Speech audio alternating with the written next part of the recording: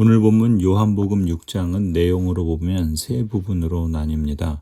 1절부터 15절에까지는 오병이어의 기적과 이것을 체험한 사람들의 오해를 말씀하고 있죠. 그리고 16절부터 21절은 물 위를 걸으신 기적과 또한 사람들의 오해가 더욱더 가중되는 것을 볼 수 있습니다.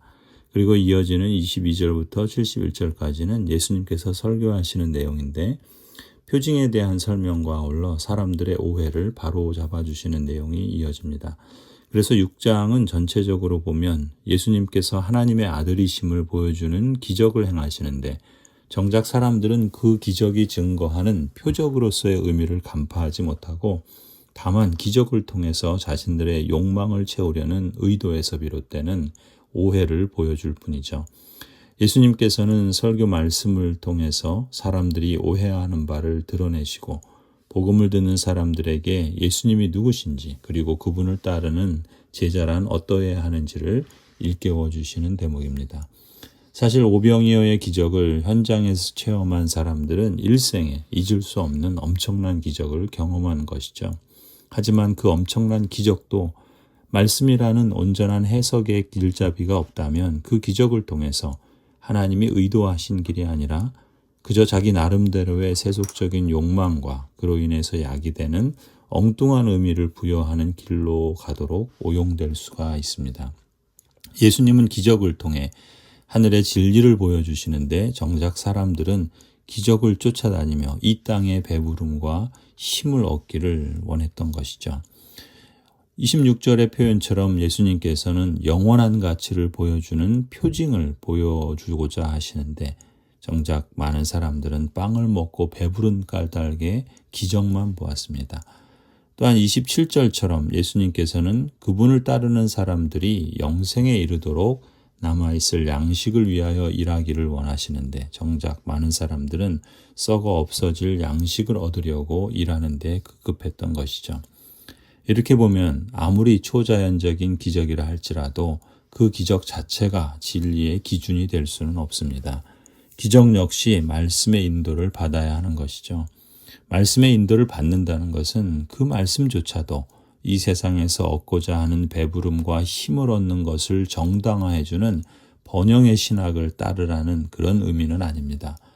이 땅에서 먹고 배부르는 신학이 아니라 하늘의 가치와 의미를 보여주는 표징의 신학, 썩어 없어질 양식을 위하는 신앙이 아니라 영생에 이르도록 남아있을 양식을 위하는 신앙. 너희는 먼저 하나님의 나라와 하나님의 뜻을 구하는 하나님의 나라를 갈망하는 삶, 이것을 추구하라는 말씀이지요.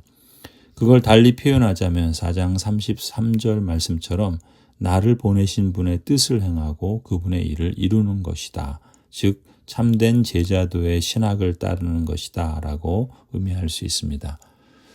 그러자 제자들이 예수님께 묻습니다. 27절에 우리가 무엇을 하여야 하나님의 일을 하는 것이 됩니까? 그때 예수님께서 28절에 대답하시죠. 하나님께서 보내신 일을 믿는 것이 곧 하나님의 일이다. 성경의 순서는 늘 이렇게 나옵니다. 너희는 먼저 하나님의 나라와 하나님의 의를 구하라. 그리하면 이 모든 것을 너희에게 더하여 주시리라.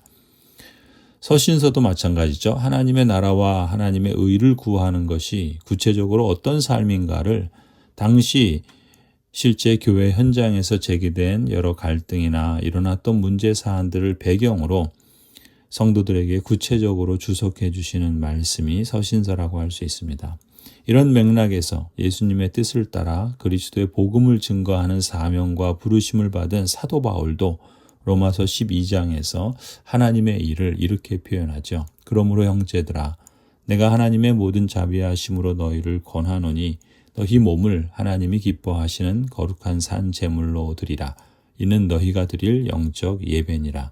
너희는 이 세대를 본받지 말고 오직 마음을 새롭게 함으로 변화를 받아 하나님의 선하시고 기뻐하시고 온전하신 뜻이 무엇인지 분별하도록 하라.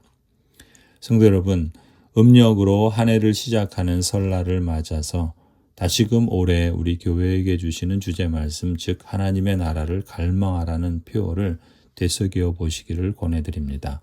그래서 올 한 해 우리 각자 자신의 일상적 삶을 통해서 하나님께서 우리 안에서 이루시기를 바라는 하나님의 일은 무엇인가를 묻고 또 찾고 분별하여 두드리며 하나님께서 기뻐하시는 거룩한 예배, 하나님의 선하시고 기뻐하시고 온전하신 뜻을 성취하는 삶, 하나님의 나라를 갈망하며 하나님의 뜻을 온전히 이루어가는 복되고 의미 있는 한 해의 삶이 되기를 간절히 축원합니다. 아멘.